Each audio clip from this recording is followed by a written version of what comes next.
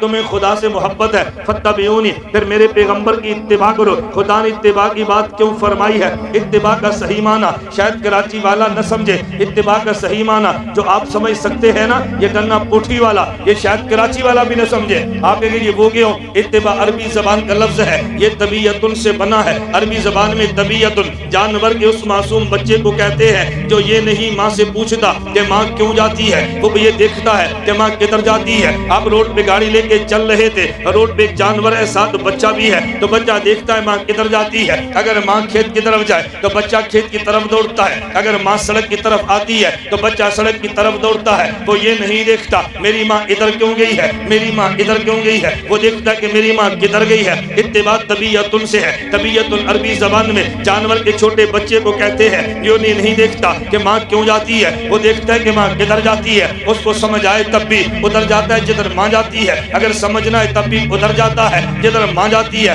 میرے اللہ نے بتا دیا اگر میرے ساتھ محبت کا دعویٰ ہے تم نے میرے محمد کی اتباع کرنی ہے۔ کیا مطلب؟ تم نے یہ نہیں دیکھنا میرے محمد نے کیوں کیا ہے، تم نے یہ دیکھنا ہے میرے محمد نے کیا کیا ہے۔ تمہیں سمجھ آئے تم نے تب بھی ماننا ہے، تمہیں سمجھ نہ آئے تم نے تب بھی ماننا ہے۔